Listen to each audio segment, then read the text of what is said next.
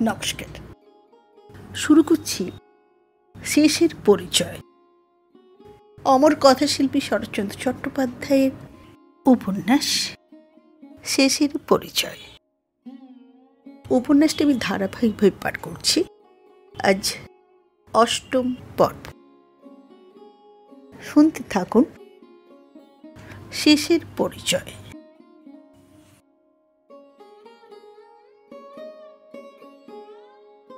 রাখাল হাসিয়ে ফেলিয়ে বলিল, এ চায়ের পেয়ালার তুফান তুললে সারদা। তুচ্ছ ব্যাপারটাকে কি ঘোরালো করেই তুলেছ। জ্বর কি কারো হয় না? দুদিনেই তো সেরে গেল। সারদা বলিল, সেরে যে গেল, ভগবানের সে দয়া আমাদের উপর। আপনাকে না, আসলে আপনি ভারী খারাপ লোক। বিষকে মরতে গেল, দিলেন না। হাসপাতালে দিন রাত লেগে রইলেন। ফিরে এসে যে না খেয়ে মরব তাতেও বাদ সাধলেন। একদিকে তো এই, আবার অন্যদিকে অসুখের মধ্যে যে একটুখানি সেবা করব তাও আপনার সইল না। চিরকাল কি এমনি শত্রুতাই করবেন? নিষ্কৃতি দেবেন না? কি করেছিলাম আপনার? এই জন্মের তো দোষ দেখিনি, এ কি গত জন্মের দণ্ড নাকি? রাখাল জবাব দিতে পারিল না। অবাক হইয়া ভাবিল, এই মুখচোরা ঠান্ডা মেয়েটাকে হঠাৎ এত বাচাল করিয়ে দিল কিসে? সারদা থামিল না। দিনের বেলায় কড়া আলোতে এত কথা এমন অজস্র নিঃসংকোচে সে কিছুতেই বলিতে পারিত না। কিন্তু এ ছিল রাত্রিকাল, নিরালা গৃহের ছায়াছন্ন অভ্যন্তর, শুধু সে আর অন্যজন। আজ বুদ্ধি ছিল শিথিল তন্দ্রাতুর, তাই অন্তর্গূঢ় ভাবনা তাহার বাক্যের স্রোতপথে অবারিত হইয়া আসিল। হিতাহিতের তর্জনী শাসন ভ্রুক্ষেপ করিল না। বলিতে লাগিল, জানেন দেবতা, জানি আমি কেন আপনি আজও বিয়ে করেননি। আসলে মেয়েদের উপর আপনার ভারী ঘৃণা। কিন্তু এও জানবেন, যাদের আপনি এতকাল দেখেছেন, ফরমাস খেটেছেন, পিছু পিছু ঘুরেছেন, তারাই সমস্ত মেয়ে জাতির নিরিখ নয়। জগতে অন্য মেয়েও আছে। ভ্রুক্ষেপ করিল না। বলিতে লাগিল, অন্য মেয়েও আছে। এবার রাখাল হাসিয়ে ফেলিল। জিজ্ঞাসা করিল, আজ তোমার হলো কি বলতো? সত্যি আজ আমার ভারী রাগ হয়েছে। কেন সারদা? কেন? কিসের জন্য আমাকে অসুখের খবর দেননি বলুন? দিলেই বা কি হতো? সেখানে অন্য কোনো মেয়ে নেই। একলা যেতে কি আমার সেবা করতে? সারদা দীপ্ত চোখে কহিল, যেতুম না তো কি শুনে চুপ করে ঘরে বসে থাকতুম? তোমার স্বামী বলতেন কি যখন ফিরে এসে শুনতেন এ কথা? ফিরে আসবেন না তা আপনাকে অনেকবার বলেছি। আপনি বলবেন, তুমি জানলে কি করে? তার জবাব এই যে, আমি জানবো না তো সংসারে জানবে কে? এই বলিয়া সারদা ক্ষণকাল নীরবে থাকিয়া কহিল, এছাড়া আরও একটা কথা আছে। একাকী আপনার সেবা করতে যাওয়াটাই হতো আমার দোষে, কিন্তু এ বাড়িতেই বা কার ভরসায় আমাকে তিনি একলা ফেলে গেছেন? এই যে আপনি আমার ঘরে এসে বসেন, যদি যেতে না দিই, ধরে রাখি, কে ঠেকাবে বলুন তো? এ কি তামাশা? এমন কথা কোনো মেয়ের মুখেই রাখাল কখনো শোনে নাই, বিশেষত সারদা। গভীর লজ্জায় মুখ তাহার রাঙা হইয়া উঠিল, কিন্তু প্রকাশ পাইলে সে লজ্জা বাড়িবে বই কমিবে না। তাই জোর করিয়া কোনো মতে হাসির প্রয়াস করিয়া বলিল, একলা পেয়ে আমাকে তো অনেক কথাই বললে, কিন্তু সে থাকলে কি পারতে বলতে? এ কি তামাশা? সারদা কহিল, বলার তখন তো দরকার হতো না, কিন্তু আজ এলে তাকে অন্য কথা বলতো যে সারদা তোমাকে প্রাণের চেয়ে ভালোবাসত। সে কত যে শুয়েছে তার সাক্ষী আছেন শুধু ভগবান। যাকে বিয়ের নাম করে এনে ফাঁকি দিলে, এটো পাতের মতো যাকে স্বচ্ছন্দে ফেলে গেলে, ফেরবার পথ যার কোথাও খোলা রাখুনি, সে সারদা আর নেই, সে বিষ খেয়ে মরেছে। নিজের নয়, তোমার পাপের প্রায়শ্চিত্ত করতে এ সারদা অন্যজন। তার পুনর্জন্মে তারপরে আর কারো দাবি নেই। শুনিয়া রাখাল স্তব্ধ হইয়া বসিয়া রহিল। সারদা বলিতে লাগিল, আপনার কি মনে নেই দেবতা, হাসপাতালে বিরক্ত হয়ে আপনি বারবার জিজ্ঞাসা করেছেন তুমি কোথায় যেতে চাও? উত্তরে আমি বারবার কেঁদে বলেছি আমার যাবার জায়গা কোথাও নেই, শুধু একটা স্থান ছিল, সেইখানেই চলেছিলুম, কিন্তু মাঝপথে সেই পথটাই দিলেন আপনি বন্ধ করে। কিছুক্ষণ উভয় নিঃশব্দে কাটিল। রাখাল বলিল, জীবনবাবুকে চোখে দেখিনি, শুধু বাড়ির লোকের মুখে তার নাম শুনেছি। তিনি কি তোমার স্বামী নন? সবই মিথ্যে, সবই তামাশা। সারদা কহিল, সবই মিথ্যে, তিনি আমার স্বামী নন। রাখাল বলিল, তবে কি তুমি বিধবা? আমি বিধবা। আবার কিছুক্ষণ নীরবে কাটিল। সারদা জিজ্ঞাসা করিল, আমার কাহিনী শুনে কি আমার উপর আপনার ঘৃণা জন্মালো? রাখাল কহিল, না সারদা, আমি অত অবুঝ নই। তোমার চেয়ে ঢের বেশি অপরাধ করেছিলেন নতুন মা, আমি তাকেও ঘৃণা করিনি। কিন্তু বলিয়ে ফেলিয়ে সে অত্যন্ত লজ্জার সঙ্গে চুপ করিল। তখনই বুঝিল এ উল্লেখ অনধিকার চর্চা, এ তাহার আপন অপমান। এ কি বিশ্রী কটু কথা মুখ দিয়ে তাহার হঠাৎ বাহির হইয়া গেল। সারদা বলিল, নতুন মা আপনাকে মায়ের মতো মানুষ করেছিলেন?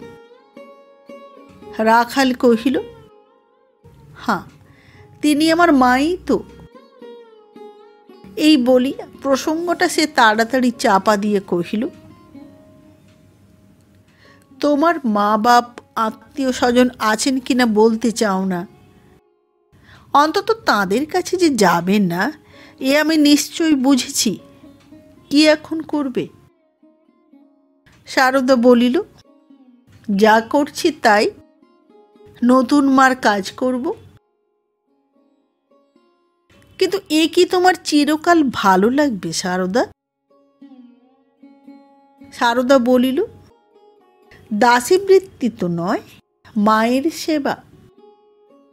অন্তত বহুকাল ভালো লাগবে এ আমি জানি।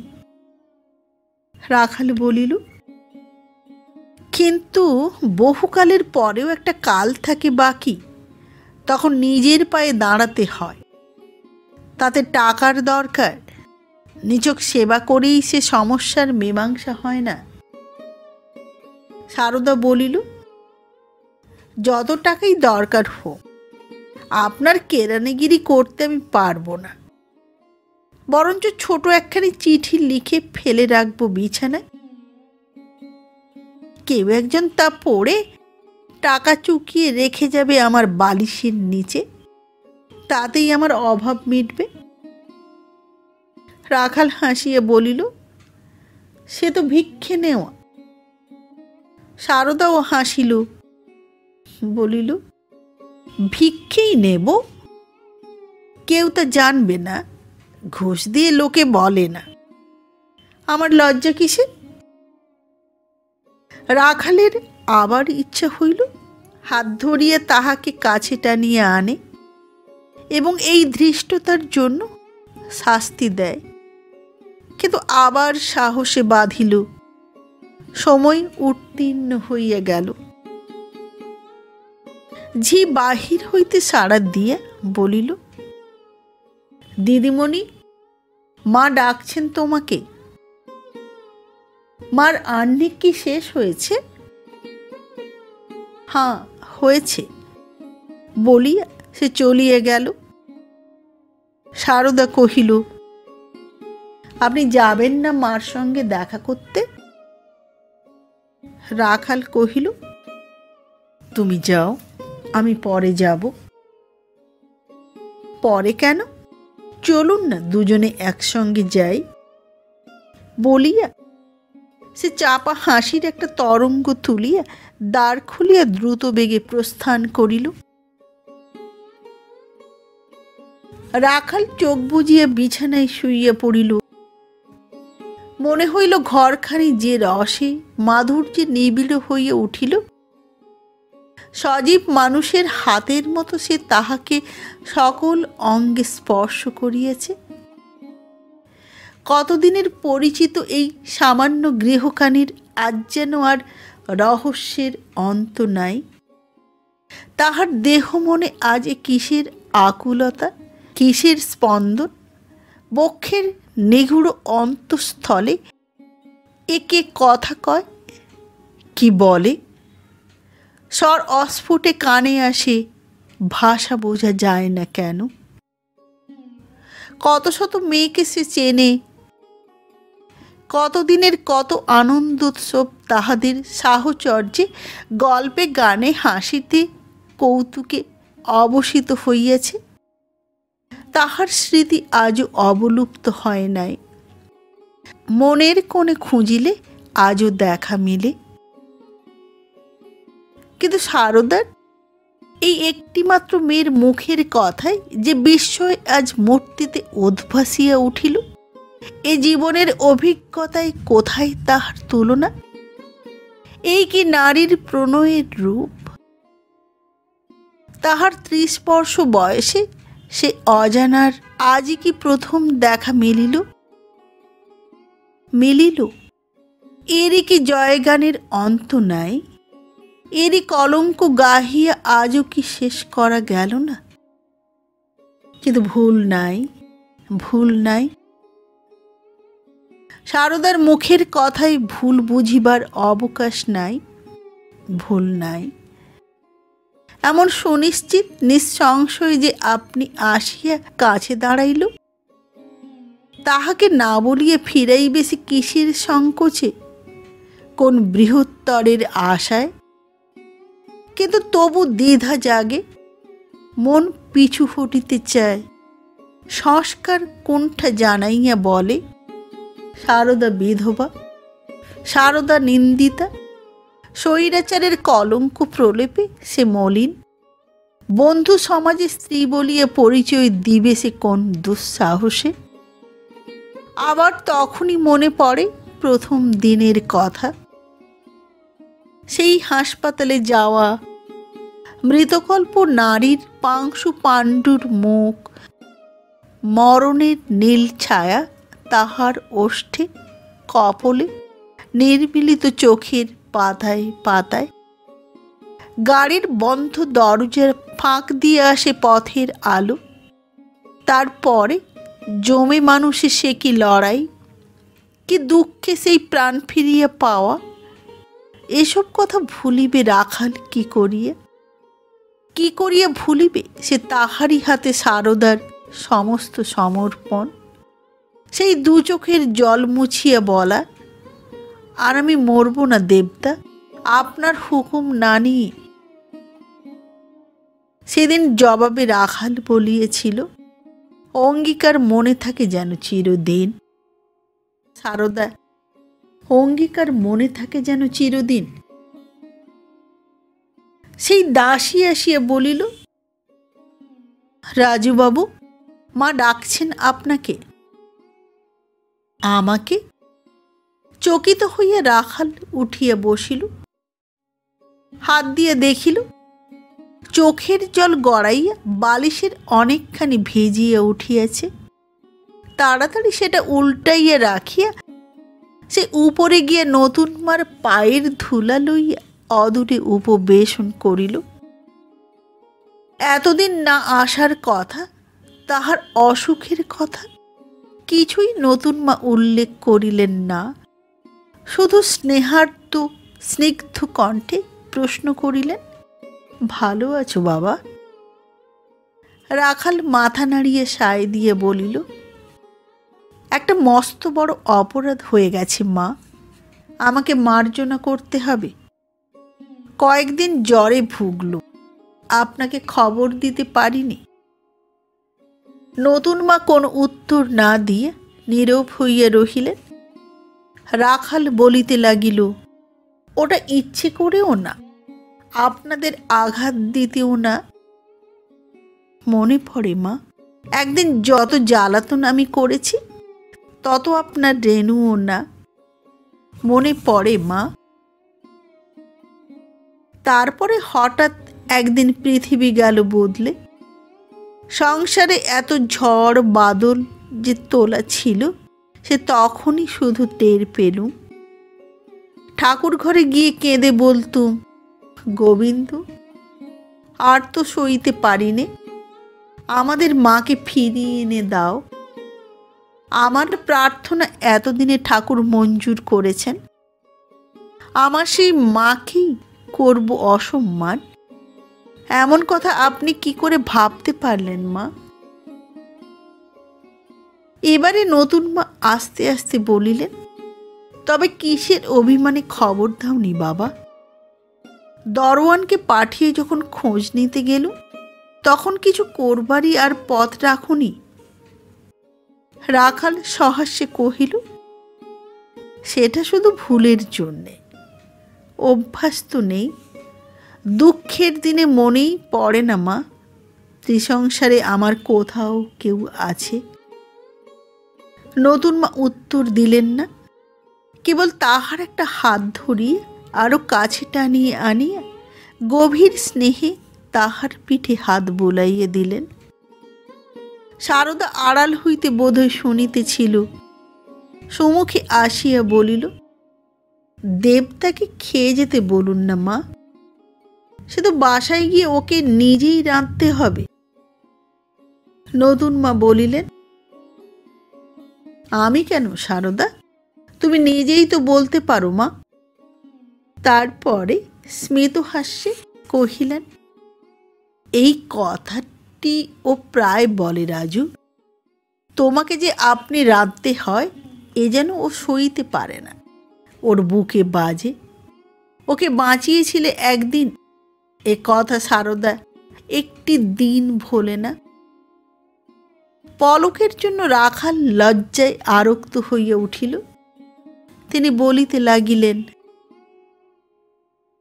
এমন স্ত্রীকে যে কি করে তার স্বামী ফেলে দিয়ে গেল আমি তাই শুধু ভাবি। যত অঘটন কি বিধাতা মেয়েদের ভাগ্যেই লিখে দেন। এবং বলার সঙ্গে সঙ্গে তাহার মুখ দিয়ে দীর্ঘশ্বাস পড়িল। সারদা কহিল, এইবার ওকে একটা বিয়ে করতে বলুন মা, আপনার আদেশকে উনি কখনো না বলতে পারবেন না। সবিতা কি একটা বলিতে যাইতেছিলেন, কিন্তু রাখাল তাড়াতাড়ি বাধা দিল। বলিল, তুমি আমাকে মোটে 2-4 দিন দেখছ, কিন্তু উনি করেছেন আমাকে মানুষ। আমার ধাত চেনেন, বেশ জানেন ওর না আছে বাড়ি ঘর, না আছে আত্মীয় স্বজন, না আছে উপার্জন করার শক্তি সামর্থ্য। ও বড় অক্ষম, কোনো মতে ছেলে পড়িয়ে দুবেলা দুটো অন্নের উপায় করে।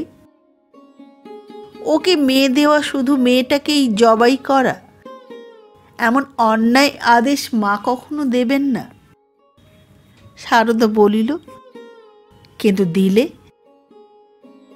রাখাল বলিল, দিলে বুঝবো এ আমার নিয়তি।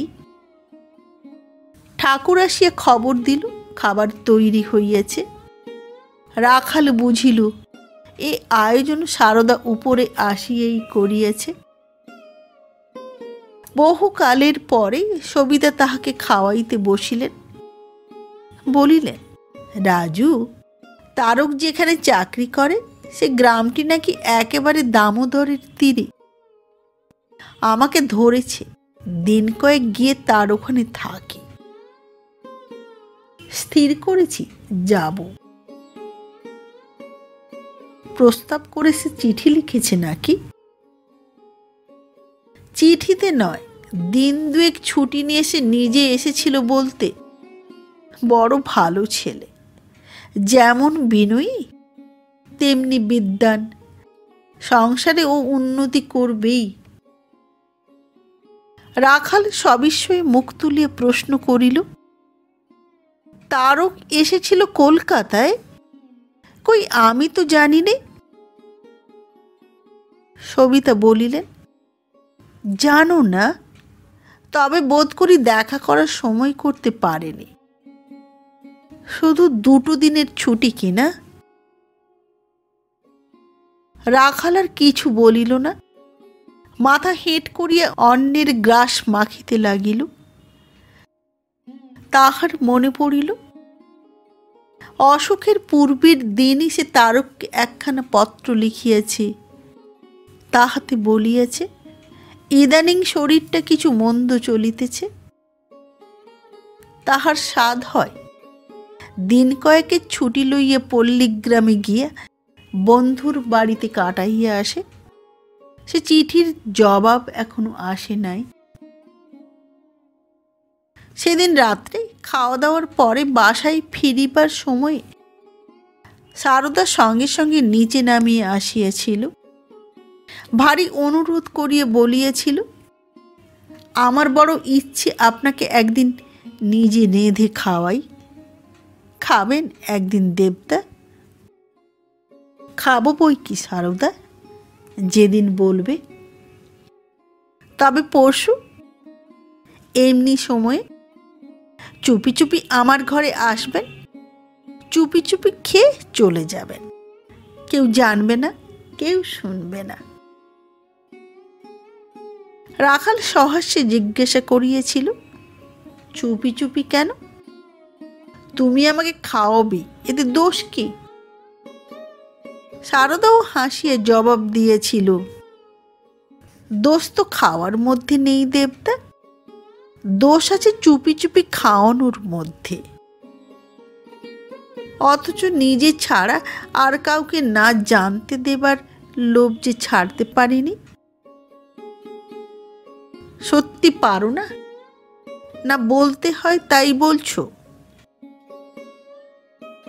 অত জেরার জবাব আমি দিতে পারবো না বলিয়া সারদা হাসিয়া মুখ ফিরাইল। তাই হবে, পরশুই আসব বলিয়ে দ্রুতপদে বাহির হইয়া পড়িল।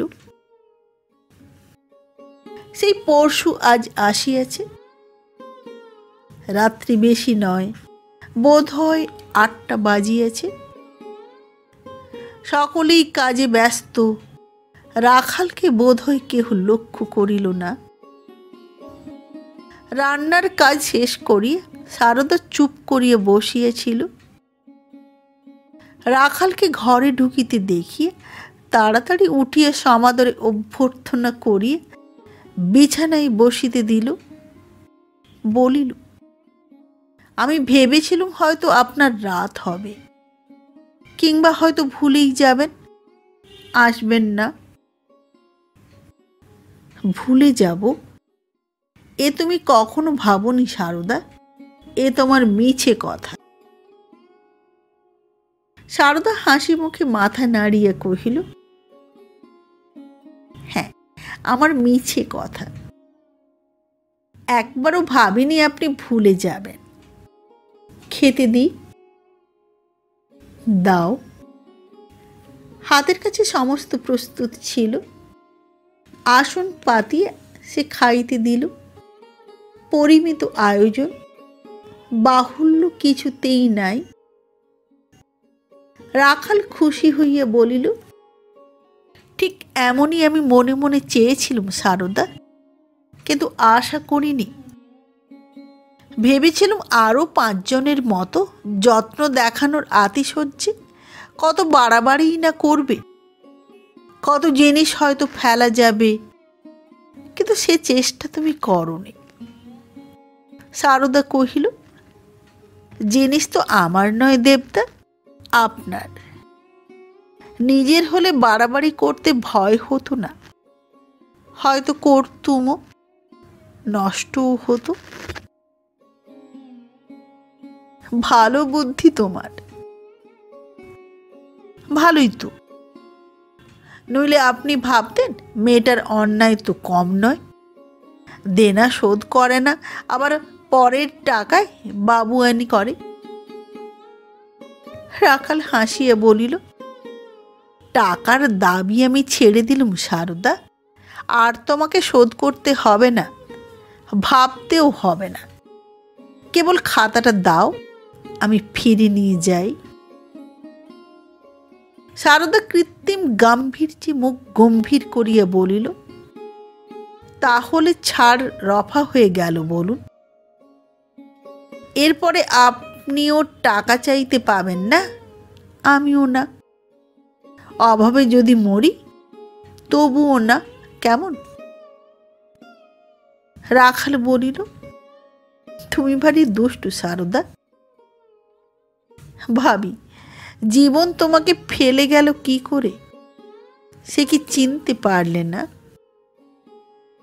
সারদা মাথা নাড়িয়ে বলিল, না, এ আমার ভাগ্যের লেখা দেবদা। স্বামী না, যিনি ভুলিয়ে আনলেন তিনি না, আর যিনি জমের হাত থেকে কেড়ে নিয়ে এলেন তিনিও না। কি জানি আমি কি, যে কেউ চিনতেই পারে না। একটুখানি থামিয়া বলিল, আমার স্বামীর কথা থাক, কিন্তু জীবনবাবুর কথা বলি। সত্যই আমাকে তিনি চিনতে পারেননি, সে বুদ্ধি তার ছিল না। রাখাল কৌতূহলী হইয়া প্রশ্ন করিল, বুদ্ধি থাকলে কি করা তার উচিত ছিল? উচিত ছিল পালিয়ে না যাওয়া, উচিত ছিল বলা, আর আমি পারি নে সারদা, এবার তুমি ভার নাও। বললে ভার নিতে, নিতুম বই কি। ভেবেছেন ভার নিতে পারে শুধু পুরুষে, মেয়েরা পারে না? পারে, আমি দেখিয়ে দিতুম কি করে সংসারের ভার নিতে হয়। রাখাল বলিল, এতই যদি জানো তো আত্মহত্যা করতে গেলে কেন? ভেবেছেন মেয়েরা বুঝি এই জন্যে আত্মহত্যা করে? এমনি বুদ্ধি পুরুষদের। বলি সে তৎক্ষণাৎ হাসিয়া কহিল, আমি করেছিলুম আপনাকে দেখতে পাবো বলে, নইলে পেতুম না তো। আজও থাকতেন আমার কাছে তেমনি অজানা। রাখালের মুখে একটা কথা আসিয়া পড়িতেছিল, কিন্তু চাপিয়া গেল। তাহার আর কোনো শিক্ষা না হোক, মেয়েদের কাছে সাবধানে কথা বলার শিক্ষা হইয়াছিল। সারদা জিজ্ঞাসা করিল, দেবদা, আপনি বিয়ে করেননি কেন? সত্যি বলুন না। রাখাল মুখের গ্রাস গেলিয়ে লইয়া বলিল, তোমার এ খবর জেনে লাভ কি? সারদা বলিল, কি জানি কেন আমার ভারী জানতে ইচ্ছে করে। সেদিনও জিজ্ঞাসা করেছিল, আপনি যা তা বলে কাটিয়ে দিয়েছিলেন, কিন্তু আজ কিছুতেই শুনব না, আপনাকে বলতেই হবে। রাখাল বলিল, সারদা, আমাদের সমাজে কারো বা বিয়ে হয়, কেউ বা নিজে বিয়ে করে। আমার হয়নি, দেবার লোক ছিল না বলে, আর নিজে সাহস করিনি গরিব বলে। জানো তো, সংসারে আপনার বলতে আমার কিছু নেই। সারদা রাগ করিয়ে বলিল, এ আপনার অন্যায় কথা দেবতা। গরিব বলে কি মানুষের বিয়ে হবে না? তার সে অধিকার নেই? জগতে তারা এমনি আসবে আর যাবে, কোথাও বাসা বাঁধবে না। কিন্তু সে তো নয়, আসলে আপনি ভারী ভীতু লোক।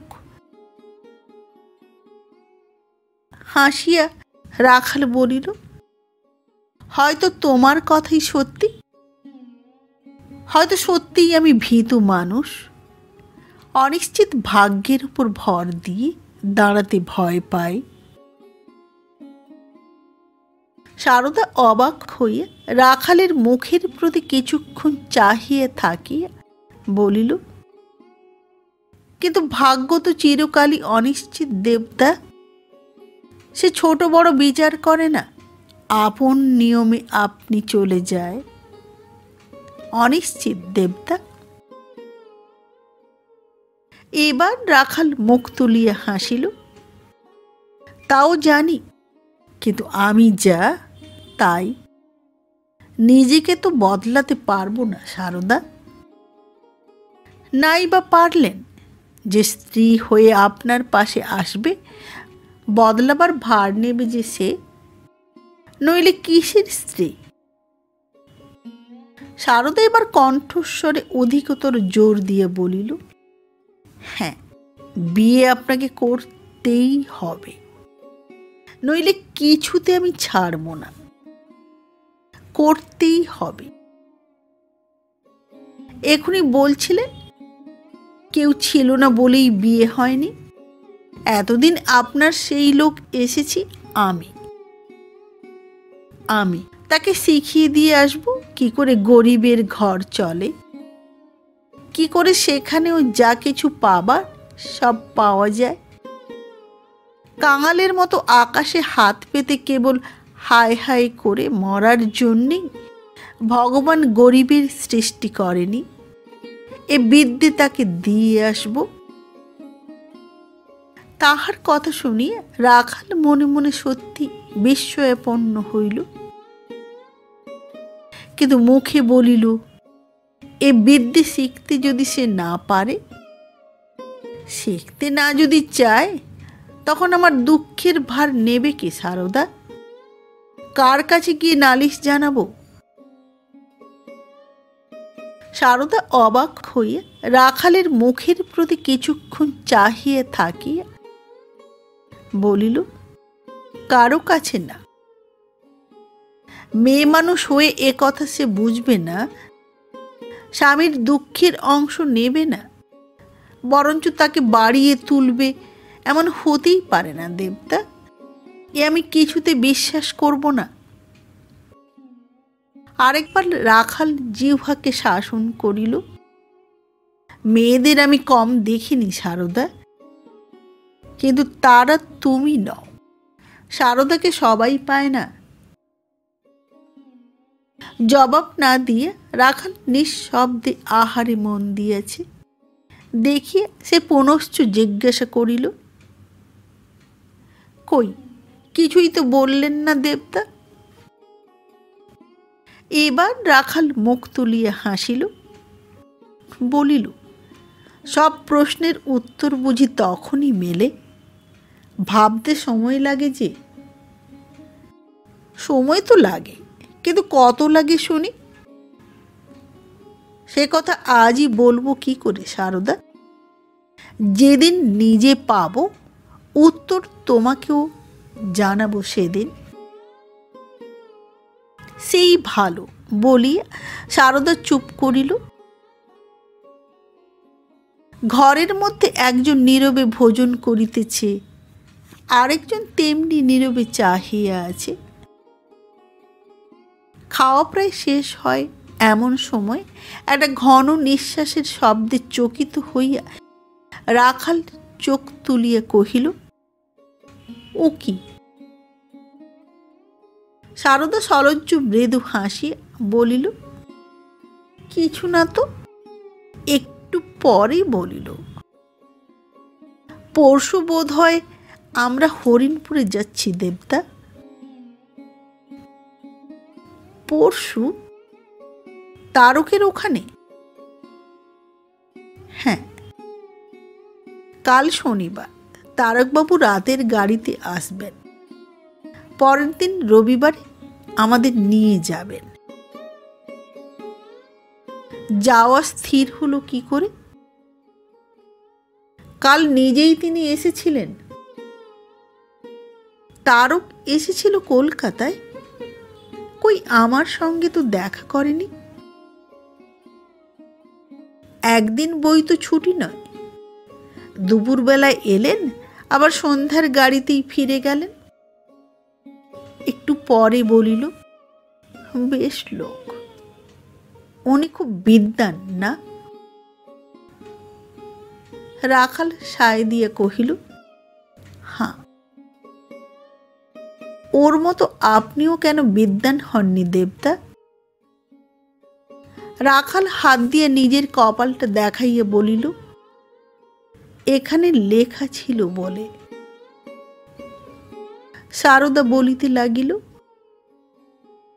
আর শুধু বিদ্যেই নয়, যেমন চেহারা তেমনি গায়ের জোর।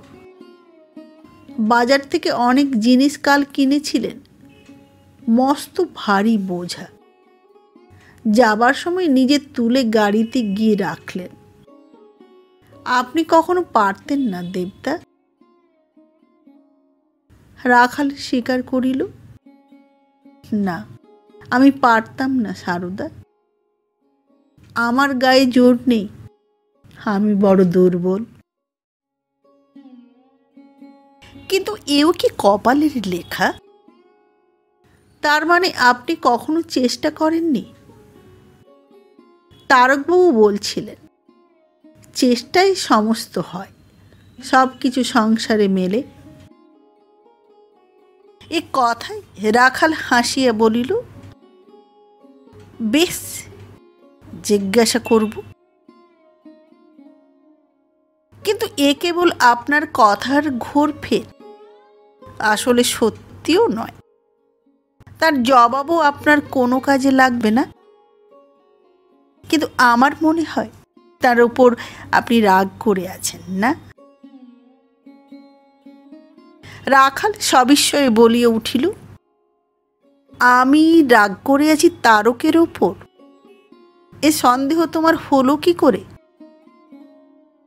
কি জানি কি করে হলো, কিন্তু হয়েছে তাই বললাম। রাখাল চুপ করিয়া রহিল, আর প্রতিবাদ করিল না। সারদা বলিতে লাগিল, তার ইচ্ছে নয় আর গ্রামে থাকা। একটা ছোট্ট জায়গায় ছোট্ট স্কুলে ছেলে পড়িয়ে জীবন ক্ষয় করতে তিনি নারাজ। সেখানে বড় হবার সুযোগ নেই, সেখানে শক্তি হয়েছে সংকুচিত, বুদ্ধি রয়েছে মাথা হেঁট করে, তাই শহরে ফিরে আসতে চান। এখানে উঁচু হয়ে দাঁড়ানো তার কাছে কিছুই শক্ত নয়। রাখাল আশ্চর্য হইয়া জিজ্ঞাসা করিল, কথাগুলো কি তোমার না তার সারদা? না, আমার নয়, তারই মুখের কথা। মাকে বলছিলেন, আমি শুনেছি। শুনে নতুন মা কি বললেন? শুনে মা খুশি হলেন, বললেন, তার মতো ছেলের গ্রামে পড়ে থাকা অন্যায়, থাকতে যেন না হয় এ তিনি করবেন। করবেন কি করে? সারদা বলিল, শক্ত নয় তো দেবতা, মা বিমলবাবুকে বললে না হতে পারে এমন কিছু নেই। শুনিয়া রাখাল তাহার প্রতি চাহিয়া রহিল, অর্থাৎ জিজ্ঞাসা করিতে চাহিল ইহার তাৎপর্য কি। সারদা বুঝিল আজও রাখাল কিছুই জানে না।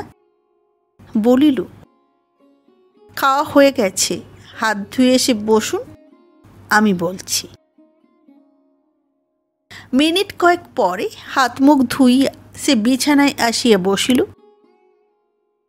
সারদা তাহাকে জল দিল, পান দিল, তারপরে অদূরে মেঝের উপরে বসিয়া বলিল, রমণীবাবু চলে গেছেন আপনি জানেন? চলে গেছেন? কই না। কোথায় গেছেন? কোথায় গেছেন সে তিনি জানেন, কিন্তু এখানে আর আসেন না। যেতে তাকে হতোই, এ ভার বইবার আর তার জোর ছিল না। কিন্তু গেলেন মিথ্যে ছল করে।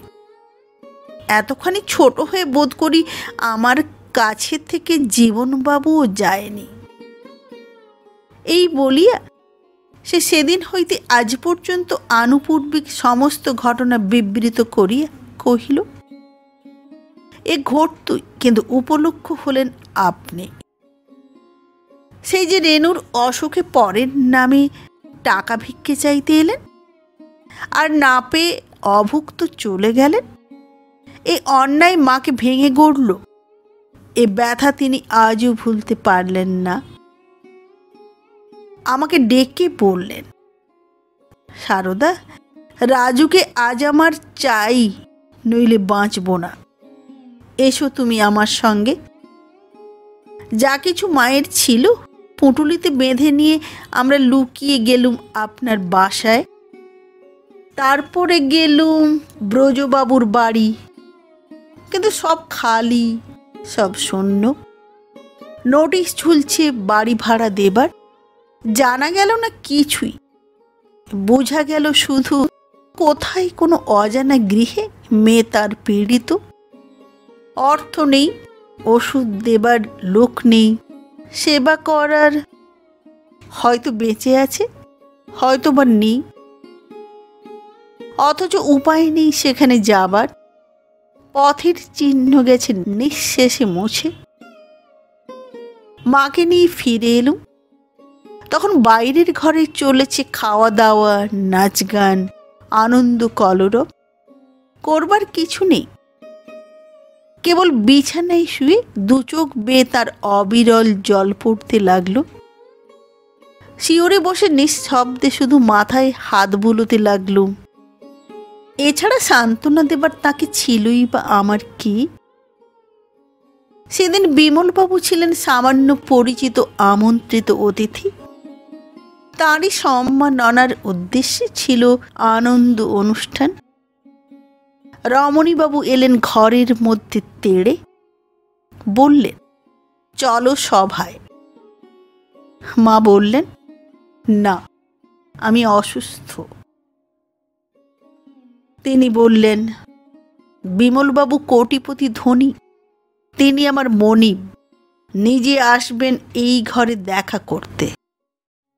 মা বললেন, না, সে হবে না। এতে অতিথির কত যে অসম্মান, সে কথা মা না জানতেন তা নয়, কিন্তু অনুশোচনায়, ব্যথায়, অন্তরের গোপন ধিক্কারে তখন মুখ দেখানো ছিল বোধ করি অসম্ভব, কিন্তু দেখাতে হলো। বিমলবাবু নিজে এসে ঢুকলেন ঘরে, প্রশান্ত সৌম্য মূর্তি, কথাগুলি মৃদু। বললেন, অনধিকার প্রবেশের অন্যায় হলো বুঝি, কিন্তু যাবার আগে না এসেও পারলাম না। কেমন আছেন বলুন? মা বললেন, ভালো আছি। তিনি বললেন, ওটা রাগের কথা। ভালো আপনি নেই। পূর্বের ছবি আপনার দেখেছি, আর আজ দেখছি সশরীরে। কত যে প্রভেদ সে আমিই বুঝি।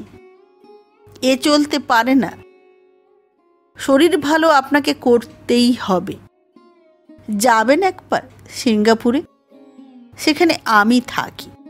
সমুদ্রের কাছাকাছি একটা বাড়ি আছে আমার। হাওয়ারও শেষ নেই, আলোরও সীমা নেই। পূর্বের দেহ আবার ফিরে আসবে। চলুন না, চলুন।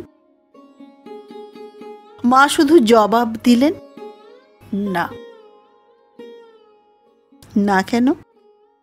প্রার্থনা আমার রাখবেন না? মা চুপ করে রইলেন। যাবার উপায় তো নেই। মেয়ে যে পীড়িত, স্বামী যে গৃহহীন। সেদিন রমণীবাবু ছিলেন মদ খেয়ে অপ্রকৃতিস্থ। জ্বলে উঠে বললেন, যেতেই হবে। আমি হুকুম করছি, যেতে হবে তোমাকে। না কেন? না, আমি যেতে পারবো না। তারপরে শুরু হলো অপমান আর কটু কথার ঝড়। সে যে কত কটু আমি বলতে পারবো না দেবদা। ঘূর্ণি হাওয়ায় ঘুরিয়ে ঘুরিয়ে জড়ো করে তুললে যেখানে যত ছিল নোংরামির আবর্জনা। প্রকাশ পেতে দেরি হলো না যে মা ও লোকটার স্ত্রী নয়, রক্ষিতা। সতীর মুখোশ পরে ছদ্মবেশে রয়েছে শুধু একটা গণিকা। তখন আমি একপাশে দাঁড়িয়ে নিজের কথা মনে করে ভাবলুম, পৃথিবী দ্বিধা হও। মেয়েদের এ যে এত বড় দুর্গতি, তার আগে কে জানতো দেবদা? রাখাল নিষ্পলক চোখে এতক্ষণ তাহার প্রতি চাহিয়েছিল। এবার ক্ষণিকের জন্য একবার চোখ ফিরাইল। সারদা বলিতে লাগিল। মা স্তব্ধ হয়ে বসে রইলেন যেন পাথরের মূর্তি। রমণীবাবু চেঁচিয়ে উঠলেন, যাবে কিনা বলো, ভাবছ কি বসে? মার কণ্ঠস্বর পূর্বের চেয়েও মৃদু হয়ে এলো। বললেন, ভাবছি কি জানো সেজবাবু? ভাবছি শুধু 12 বছর তোমার কাছে আমার কাটলো কি করে। ঘুমিয়ে কি স্বপ্ন দেখছিলুম, কিন্তু আর না, ঘুম আমার ভেঙেছে। আর তুমি এসো না, এসো না এ বাড়িতে। আর যেন না কেউ কারো মুখ দেখতে পায়। বলতে বলতে তার সর্বাঙ্গ যেন ঘৃণায় বারবার শিউরে উঠল। রমণীবাবু এবার পাগল হয়ে গেলেন। বললেন, এ বাড়িকার? আমার, তোমাকে দিইনি। মা বললেন, সেই ভালো যে তুমি দাওনি। এ বাড়ি আমার নয়, তোমারই। কালই ছেড়ে দিয়ে আমি চলে যাব। কিন্তু এ জবাব রমণীবাবু আশা করেননি। হঠাৎ মার মুখের পানে চেয়ে তার চৈতন্য হলো। ভয় পেয়ে নানাভাবে তখন বোঝাতে চাইলেন, এ শুধু রাগের কথা, এর কোনো মানে নেই। মা বললেন, মানে আছে সেজবাবু। সম্বন্ধ আমাদের শেষ হয়েছে, কিছুতেই সে আর ফিরবে না। রাত্রি হয়ে এলো। রমণীবাবু চলে গেলেন। যে উৎসব সকালে এত সমারোহে আরম্ভ হয়েছিল, সে যে এমনি করে শেষ হবে তাকে ভেবেছিল। রাখাল কহিল, তারপরে? সারদা বলিল, এগুলো ছোট, কিন্তু তার পরেরটাই বড় কথা দেবদা। বিমলবাবুর অভ্যর্থনা বাইরের দিক দিয়ে সেদিন পণ্ড হয়ে গেল বটে, কিন্তু অন্তরের দিক দিয়ে আরেক রূপে সে ফিরে এলো। মার অপমান তার কি যে লাগলো। তিনি ছিলেন হলেন একান্ত আত্মীয়। আজ তার চেয়ে বন্ধু আমাদের নেই। রমণীবাবুকে টাকা দিয়ে তিনি বাড়ি কিনে নিয়ে মাকে ফিরিয়ে দিলেন। নইলে আজ আমাদের কোথায় যেতে হতো কে জানে। কিন্তু এই খবরটা রাখালকে খুশি করতে পারিল না। তাহার মন যেন দমিয়া গেল। বলিল, বিমলবাবুর অনেক টাকা, তিনি দিতে পারেন, এ হয়তো তার কাছে কিছুই নয়। কিন্তু নতুন মা নিলেন কি করে? পরের কাছে দান নেওয়া তো তাঁর প্রকৃতি নয়। সারদা বলিল, হয়তো তিনি আর পর নয়, হয়তো নেওয়ার চেয়ে না নেওয়ার অন্যায় হতো ঢের বেশি। রাখাল বলিল, এভাবে বুঝতে শিখলে সুবিধে হয় বটে, কিন্তু বোঝা আমার পক্ষে কঠিন। এই বলিয়া এবার সে জোর করিয়া হাসিতে হাসিতে উঠিয়া দাঁড়াইল। বলিল, রাত হলো, আমি চললুম। তোমরা ফিরে এলে আবার হয়তো দেখা হবে। সারদা তড়িৎ বেগে উঠিয়া পথ আগুলিয়া দাঁড়াইল। বলিল, না, এমন করে হঠাৎ চলে যেতে আমি কখনো দেব না। তুমি হঠাৎ বলো কাকে? রাত হলো যে, যাব না। যাবেন জানি, কিন্তু মার সঙ্গে দেখা করেও যাবেন না। রাখাল বলিল, আমাকে তার কিসের প্রয়োজন? দেখা করার শর্ত তো ছিল না। চুপি চুপি এসে তেমনি চুপি চুপি চলে যাব, এই তো ছিল কথা। সারদা বলিল, না, সে শর্ত আর আমি মানব না। দেখার প্রয়োজন নেই বলছেন, মার নিজের না থাক, আপনারও কি নেই? দেখার প্রয়োজন নেই বলছেন। রাখাল বলিল, যে প্রয়োজন আমার সে রইল অন্তরে, সে কখনো ঘুচবে না। কিন্তু বাইরের প্রয়োজন আর দেখতে পাইনি সারদা। চাপিবার চেষ্টা করিয়াও গূঢ় বেদনা সে চাপা দিতে পারিল না। কণ্ঠস্বরে ধরা পড়িল। তাহার মুখের প্রতি চোখ পাতিয়ে সারদা অনেকক্ষণ চুপ করিয়া রহিল।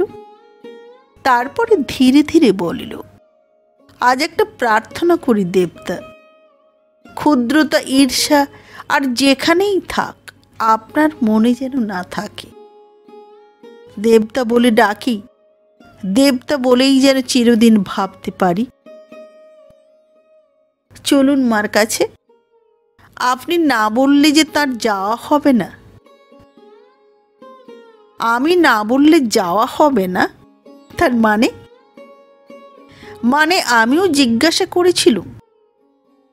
মা বললেন, ছেলে বড় হলে তার মত নিতে হয় মা।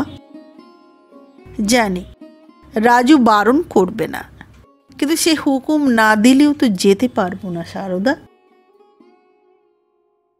এ কথা শুনিয়ে রাখাল নিরুত্তরে স্তব্ধ হইয়া রহিল। বুকের মধ্যে যে জ্বালা জ্বলিয়া উঠিয়েছিল তাহা নিভিতে চাহিল না। তথাপি দুচোখ অশ্রু সজল হইয়া আসিল। বলিল, তার কাছে সহজে যেতে পারি এ সাহস আজ মনের মধ্যে খুঁজে পাইনি সারদা। কিন্তু বলো তাকে, কাল আসবো পায়ের ধুলো নিতে। বলিয়েই সে দ্রুতপদে বাহির হইয়া গেল। উত্তরের জন্য অপেক্ষা করিল না। তারক আসিয়াছে লইতে। আজ শনিবারের রাত্রিটা সে এখানে থাকিয়া কাল দুপুরের ট্রেনে নতুন মাকে লইয়া যাত্রা করিবে। সঙ্গে যাইবে জন দুই দাসী, চাকর এবং সারদা। তাহার হরিণপুরের বাসাটা তারক সাধ্যমতো সুব্যবস্থিত করিয়া আসিয়াছে। পল্লীগ্রামে নগরের সকল সুবিধা পাইবার নয়, তথাপি আমন্ত্রিত অতিথিদের ক্লেশ না হয়, তাহাদের অভ্যস্ত জীবনযাত্রায় এখানে আসিয়া বিপর্যয় না ঘটে, এদিকে তাহার খরদৃষ্টি ছিল। আসিয়া পর্যন্ত বারে বারে সেই আলোচনাই হইতেছিল। নতুন মা যতই বলেন, আমি গৃহস্থ ঘরের মেয়ে বাবা, পাড়াগাঁয়ে জন্মেছি, আমার জন্যে তোমার ভাবনা নেই? তারক ততই সন্দেহ প্রকাশ করিয়া বলে, বিশ্বাস করতে মন চায় না মা, যে কষ্ট সাধারণ 10 জনের সহ্য হয়, আপনারও তা সইবে। ভয় হয়, মুখে কিছুই বলবেন না, কিন্তু ভেতরে ভেতরে শরীর ভেঙে যাবে। ভাঙবে না তারক, ভাঙবে না, আমি ভালোই থাকব। তাই হোক মা, কিন্তু দেহ যদি ভাঙে আপনাকে আমি ক্ষমা করব না, তা বলে রাখছি। নতুন মা হাসিয়া বলিলেন, তাই সই, তুমি দেখো আমি মোটা হয়ে ফিরে আসব। তথাপি পল্লীগ্রামের কত ছোট ছোট অসুবিধার কথা তারকের মনে আসে। নানাবিধ খাদ্য সামগ্রী সে যথাসাধ্য ভালোই সংগ্রহ করিয়া রাখিয়াছে, কিন্তু খাওয়াই তো সব নয়। গোটা 2 জোর আলো চাই। রাত্রে চলাফেরায় উঠোনের কোথাও না লেশমাত্র ছায়া পড়িতে পারে। একটা ভালো ফিল্টারের প্রয়োজন। খাবার বাসনগুলোর কিছু কিছু অদল বদল আবশ্যক। জানালার পর্দাগুলা কাচাইয়া রাখিয়াছে বটে, তবু নতুন গোটা কয়েক কিনিয়া লওয়া দরকার। নতুন মা চা খান না সত্য, কিন্তু কোনোদিন ইচ্ছা হইতেও পারে। তখন ওই কষ লাগা কানা ভাঙা পাত্রগুলা কি কাজে আসিবে? 1 সেট নতুন চাই। আহ্নিকের সাজসজ্জা তো কিনিতেই হইবে। ভালো ধূপ পাড়া গায়ে মেলে না, সে ভুলিলে চলিবে না। এমনি কত কি প্রয়োজনীয় অপ্রয়োজনীয় ছোটখাটো জিনিসপত্র সংগ্রহ করিতে সে বাজারে চলিয়া গেছে, এখনো ফিরে নাই। বাক্স বিছানা বাঁধা ছাঁদা চলিতেছে, কালকের জন্য ফেলিয়ে রাখার পক্ষপাতী সারদা নয়। বিমলবাবু আসিলেন দেখা করিতে। প্রত্যহ যেমন আসেন তেমনি। জিজ্ঞাসা করিলেন, নতুন বউ কতদিন থাকবে সেখানে? সবিতা বলিল, যতদিন থাকতে বলবে তুমি ততদিন, আরেকটি মিনিটও বেশি নয়।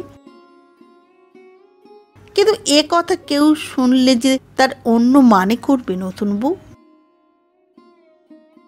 অর্থাৎ নতুন বউয়ের নতুন কলঙ্ক রটবে, এই তোমার ভয় না? এই বলিয়া সবিতা একটুখানি হাসিল। শুনিয়া বিমলবাবু হাসিলেন। ভয় তো আছেই, কিন্তু আমি সে হতে দেব কেন? দেবে না বলেই তো জানি, আর সেই তো আমার ভরসা। এতদিন নিজের খেয়াল আর বুদ্ধি দিয়েই চলে দেখলুম, এবার ভেবেছি তাদের ছুটি দেব, দিয়ে দেখি কি মেলে আর কোথায় গিয়ে দাঁড়াই। বিমলবাবু চুপ করিয়া রহিলেন।